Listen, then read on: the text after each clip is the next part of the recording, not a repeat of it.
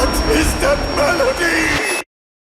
Bonjour à toutes et à tous, j'espère que vous allez bien. Aujourd'hui on se retrouve pour une nouvelle vidéo où je vais vous faire une présentation de ce qu'est le sim racing. Donc le sim racing sont des jeux de simulation automobile où il est possible de prendre une voiture et d'aller conduire sur des circuits réels. Il est même parfois possible d'incarner un pilote professionnel. Vu qu'il s'agit de simulation de conduite, le comportement des voitures est proche de la réalité.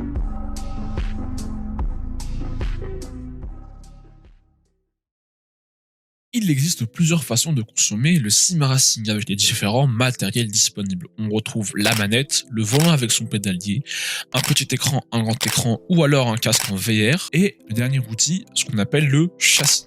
Alors en fonction du matériel utilisé, on vient rajouter de l'immersion et du réalisme dans la conduite. Rien qu'en passant de la manette au volant, on arrive à avoir une approche plus réaliste de la conduite et d'ailleurs, tous les volants ne se valent pas, vraiment. Notamment là, entre les volants dits classiques et les volants avec un direct drive. Pour ceux qui ne savent pas ce que c'est, il faut savoir qu'un volant de base, comme le G29 de chez Logitech, est composé d'un moteur et d'une roue qui est le volant. Entre ce moteur et le volant se situe une courroie qui va permettre d'actionner le volant.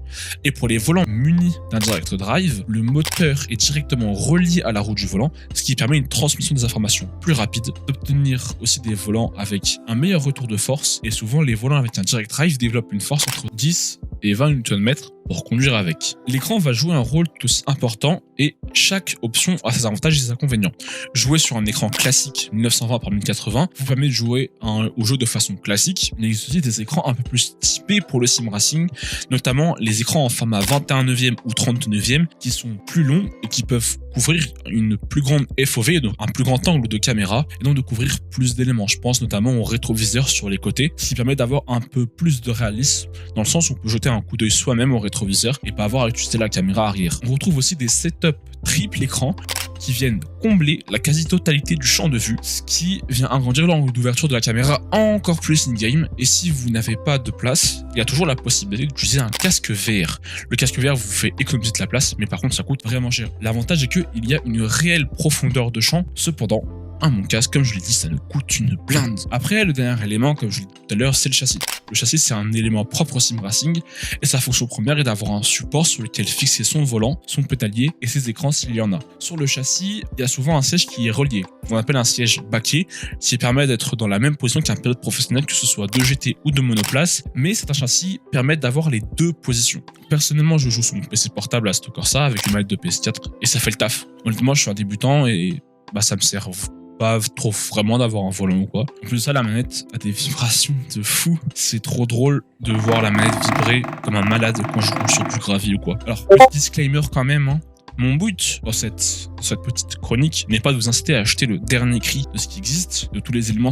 Il s'agit seulement d'une présentation des différents matériels que l'on peut utiliser pour faire du sim racing. Si vous êtes débutant, allez-y doucement. Jouer à la manette suffit amplement et pour plus d'informations, je vous invite à aller voir cette vidéo de Race Clutch très intéressante sur le sim racing.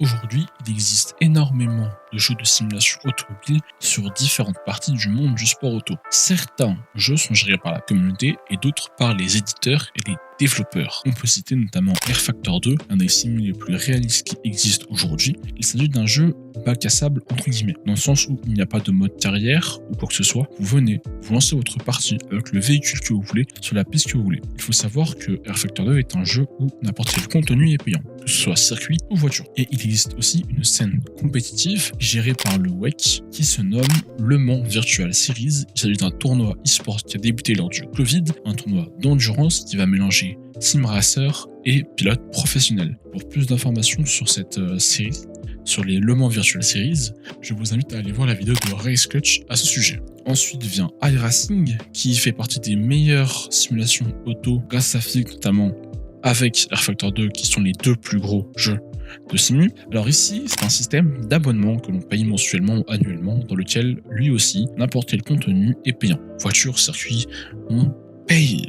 Mais il fait partie avec rFactor 2 des meilleurs jeux de sim. Alors concernant la scène compétitive, il existe des scènes professionnelles et des scènes amateurs. On peut notamment trouver la présence de G2 eSport au Coca-Cola eSport NASCAR Series. Le troisième jeu que je vous présenter est Assetto Corsa, mais il y a aussi sa petite sœur Assetto Corsa Competition. Assetto Corsa est donc un premier jeu sorti en 2013 développé par Kunos Simulazioni, auquel Kunos ne touche plus trop vraiment. Il y a quelques légères mises à jour, mais sans plus, il n'y a pas de nouveau contenu additionnel ajouté.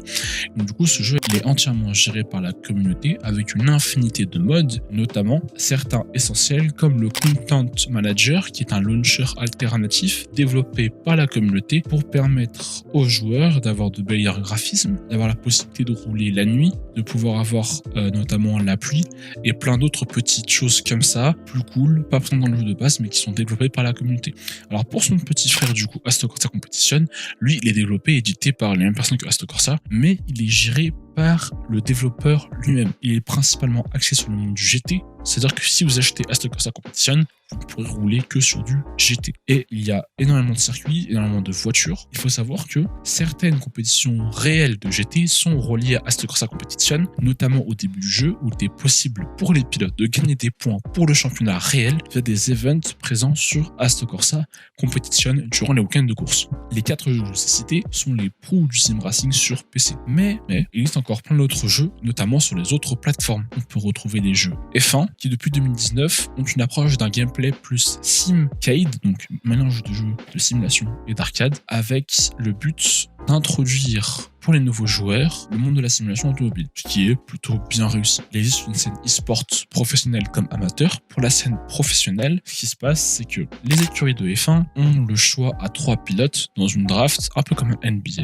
dans lequel ils vont choisir alors 3 pilotes qui vont parcourir la compétition des F1 eSport Series. Pour les compétitions amateurs, c'est un peu en fonction des organisateurs. On peut penser notamment à la Vroom Cup où des streamers et des joueurs normaux y participent. Alors pour les jeux de rallye, on a WRC et Dirt Rally 2.0 qui sont la référence, puisque ce sont les jeux de simu les plus proches et les plus connus. Alors, c'est pas tout, puisqu'il y a des simcades sur console, et donc du coup, comme je l'ai dit, les simcades sont les jeux qui mélangent un mode de jeu entre le simu et l'arcade, c'est-à-dire que leur physique, leur façon de piloter, aussi entre la simulation et l'arcade. Donc souvent, ils ont un but d'introduction à la simulation pour les nouveaux joueurs, ou alors juste sont comme ça parce qu'ils sont sur console, par exemple. Comme le cas de Gran Turismo, qui est un des plus grands jeux automobiles connus dans le monde, qui est disponible en exclusivité sur PlayStation, même s'il se pourrait qu'il y ait des rumeurs que l'opus actuel puisse arriver sur PC. Les Gran Turismo se démarquent par leur qualité graphique, puisqu'on remarque en jouant à GT que l'équipe est réellement amoureuse du monde de l'automobile et qu'il y a beaucoup d'options tournées vers cette qualité graphique notamment. De l'autre côté, chez Microsoft et chez Xbox, on retrouve Forza Motorsport. Motorsport, sport moto. L'équivalent avec d'énormes guillemets de Gran Turismo chez Xbox. Les deux jeux sont quand même relativement différents et il se pourrait que Forza Motorsport rejoigne la Xbox Series X en 2023-2024 avec les mêmes développeurs que l'excellente série Forza Horizon.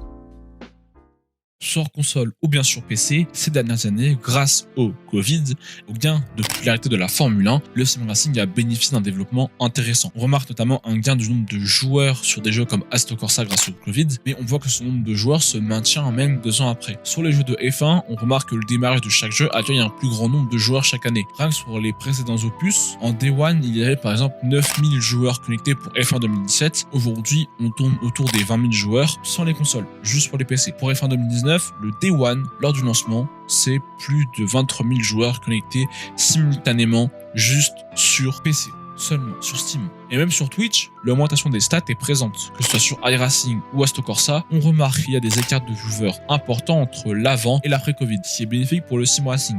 Pour conclure la vidéo, voici une liste non exhaustive de créateurs de contenu autour du sim racing qui font des choses intéressantes selon moi. Mais avant tout, j'aimerais remercier 2 personnes. Pierrot2144, un grand ami à moi, qui a enregistré toutes les vidéos que vous avez vues sur lesquelles il n'y a pas un peu de texte écrit source, le nom de quelqu'un. Et j'aimerais remercier Harry qui m'a autorisé à utiliser les vidéos qui se trouvaient sur sa chaîne YouTube pour pouvoir illustrer notamment l'introduction. N'hésitez pas à aller le suivre, il fait plein de petites vidéos super intéressantes. Maintenant, passons à la liste des différents créateurs de contenu que je vous recommande. En premier, nous avons Hydro, un gros streamer qui ne fait que du F1 principalement, même si ça lui arrive de faire sur quelques événements un petit peu de Assetto Corsa ou d'Assetto Corsa Competition. C'est un streamer du coup qui fait principalement que du F1, donc du mode multijoueur, du My Carrière, du My Team, etc. etc. C'est un gros streamer assez sympa, assez cool. Vraiment, n'hésitez pas à aller le follow, c'est une crème. Ensuite, on retrouve Karmar, un petit streamer qui se concentre sur la F1, mais aussi sur le GT avec Assetto Corsa et Assetto Corsa Competition. Il participe notamment avec son bras droit Rubik, que je vous invite à follow, à des courses d'endurance, et il participe aussi à la Vomp Cup, tandis que lui, Rubik, commente la Vomp Cup. Ma troisième recommandation est la chaîne Vegetable Studio, une chaîne de court-métrage très court, basée sur Assetto Corsa et sur Initial D, présente sur YouTube. J'aimerais aussi vous recommander Sorcy, un petit streamer Assetto Corsa qui a fait un tuto très utile pour savoir comment installer le launcher alternatif de Assetto Corsa, le Content Manager. Et pour finir, je vais vous demander de suivre, s'il vous plaît, Race Clutch, une chaîne ultra complète avec plein de formats différents disponibles que sur YouTube du coup, mais qui ont une grande diversité dans le sim racing. C'est-à-dire qu'ils vont parler des jeux, ils vont parler du hardware, ils vont parler du software, ils vont parler des différents fabricants, ils vont parler de plein de choses très intéressantes, et je vous invite vraiment à aller suivre leur chaîne. Ça permet d'avoir une idée de ce qui se passe dans le monde du sim racing, que ce soit entreprise, e-sports